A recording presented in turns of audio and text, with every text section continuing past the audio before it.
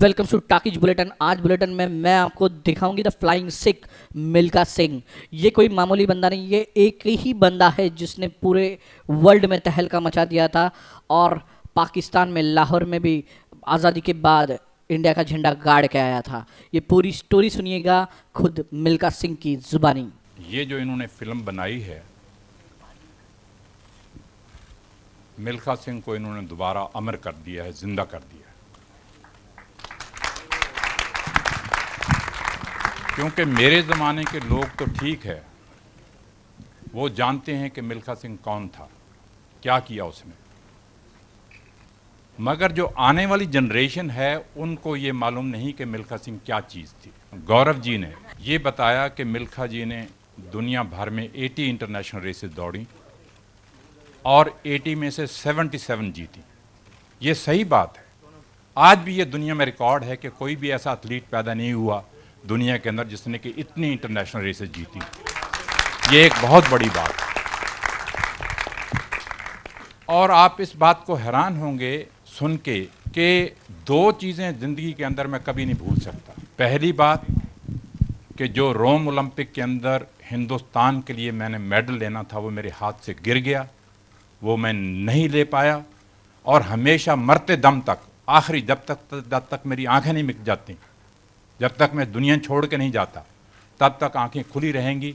और मैं चाहूँगा कि 100 करोड़ 150 करोड़ आबादी में से कोई ना कोई ऐसा नौजवान उठना चाहिए जो मेरे हाथ से मेडल गिर गया रोम ओलंपिक के अंदर, वो जाके ले तिरंगा झंडा इंडिया के वहाँ जाके दे। और दूसरा सीन वो भी जो फिल्म के अंदर आने वाला है वो ये है, जब मेरे माँ बाप को मेरी आंखों के सामने कत्ल किया गया, इंडिया पाकिस्तान बना, उस टाइम लोगों के दिमाग के ऊपर भूत छाया हुआ था। यहाँ से गाड़ियाँ कटी हुई जा रही थी और वहाँ से गाड़ियाँ कटी हुई आ रही थी। तो स्पोर्ट्स एक ऐसी चीज़ है कि ये चीज़ें नहीं हम चाहते।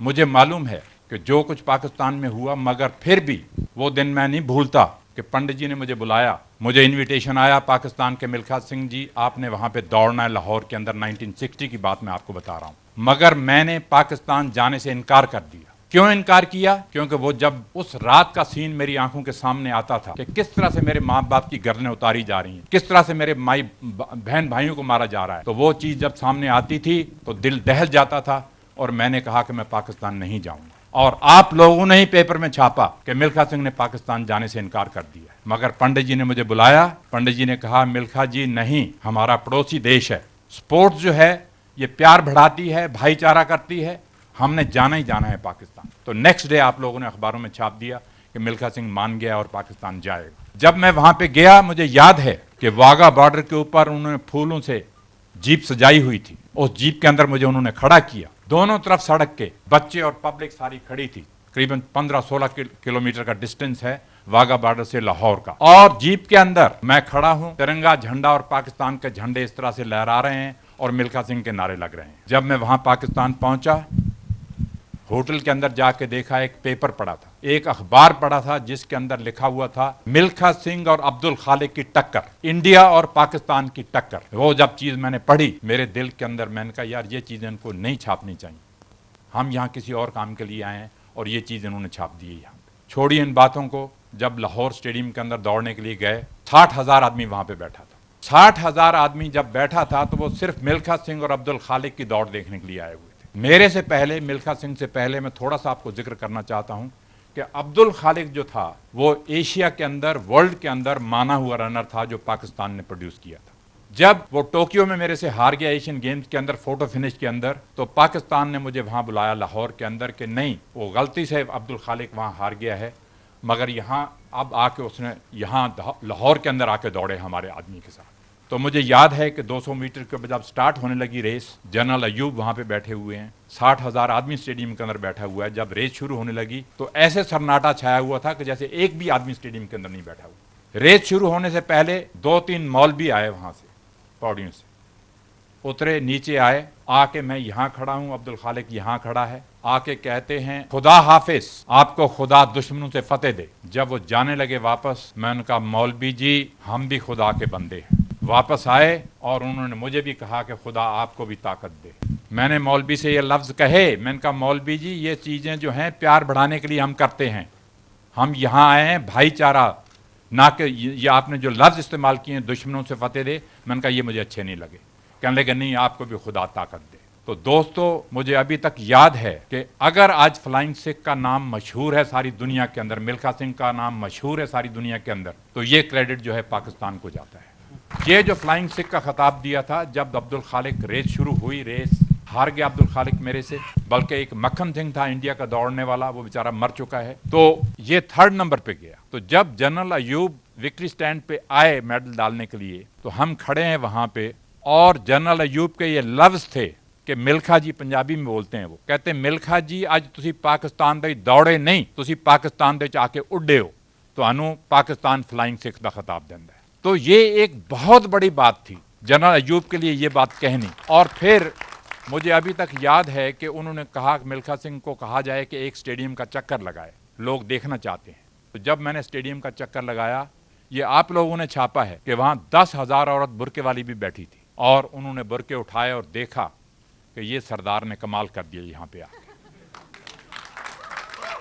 तो दोस्तों, मैं आपसे ये कहना चाह रहा था कि ये जो फिल्म बनाई है इन लोगों ने, मुझे दोबारा जिंदा तो किया ही किया है, मगर मेरी आखिरी ख्वाहिश ये है कि हमारे हिंदुस्तान में से कोई ना कोई ऐसा नौजवान निकलना चाहिए, लड़का या लड़की, जो आगे बढ़े और हमारे देश का तिरंगा झंडा जो है वो ओलंपिक खेलों के अंदर लहराए।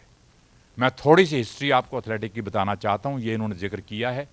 जब से इंडिया आज़ाद हुआ है तब से आज तक सिर्फ 5-6 आदमी हैं जो फाइनल तक पहुँचे हैं, मगर हमारे देश के लिए मेडल नहीं ले पाए। मिल्खा सिंह पहले नंबर पे था, गुरबचन सिंह रंधावा इन 1964 ओलंपिक के अंदर दूसरे नंबर पे था, उसके बाद श्री राम सिंह आया, श्री राम सिंह तीसरे नंबर पे था, पीटी उषा आई, वो चौथे नंबर पे थी, 5वें नंबर पे अंजू जॉर्ज लड़की थी। वो ये 5 आदमी जो हैं वो फाइनल ओलंपिक में पहुंचे हैं, मगर मेडल नहीं ले पाए। तो मैं उम्मीद करता हूं कि ये फिल्म इन्होंने जो बनाई है, जो इस बच्चे ने काम किया है और इस लड़की ने काम किया है और इन्होंने डायरेक्ट किया है, यहाँ पे वाईकॉम वाले भी खड़े हैं, यहाँ पे जीत जी मेरे पास खड़े हैं, इन लोगों ने जो काम किया है, मैं समझता हूं कि आने वाली जनरेशन को ये फिल्म इंस्पायर करेगी कि मिल्खा सिंह के मुंह से किस तरह से खून निकलता रहा, कितना उसने हार्ड वर्क किया, वो मौत से लड़ा कि मैंने वर्ल्ड रिकॉर्ड तोड़ना है, मैंने देश के लिए मेडल लेना है। सारी दुनिया को ये मालूम था रोम ओलंपिक जाने से पहले कि अगर 400 मीटर में कोई जीतेगा तो इंडिया का मिल्खा सिंह ही जीतेगा और कोई नहीं जीत सकता, क्योंकि उनको भरोसा हो चुका था कि मैंने 80 इंटरनेशनल रेसेस दौड़ी, इन्होंने बताया अभी, उसमें से 77 जीती। सारी दुनिया ये कहती थी कि अगर 400 मीटर जीतेगा तो मिल्खा सिंह ही जीतेगा, मगर मेरी बैड लक नहीं, इंडिया की बैड लक थी, मेरे से रेस में गलती हुई, वो मेडल चला गया। तो मैंने आपसे कहा है कि मरते दम तक मेरे में ये रहेगा कि मैं देख के जाऊं कि कोई ना कोई इंडियन यहाँ से उठना चाहिए। इन बच्चों को, डायरेक्टर को, इनके जितने जो फिल्म जिनके अंदर उन सब लोगों ने काम किया है, उनको सबको बधाई देता हूँ और उम्मीद करता हूँ कि इस फिल्म को देख के आने वाली जनरेशन जो है वो खड़ी हो जाएगी। Thank you very much. Sir, मैं तो आपकी बहुत डेडली फ़ैन हो गई हूँ। मैं आज से ही प्रैक्टिस शुरू कर रही हूँ और मैं चाहूँगी, देखो मैं तो मंजिल तक पहुँचूंगी नहीं पहुँचूंगी मालूम नहीं, लेकिन मैं चाहूँगी कि जो एथलीट है ये टास्क उठाए और मिल्खा जी का, हमारा सबका सपना सच करके दिखाए कि माँ कसम झंडे गाड़ देंगे।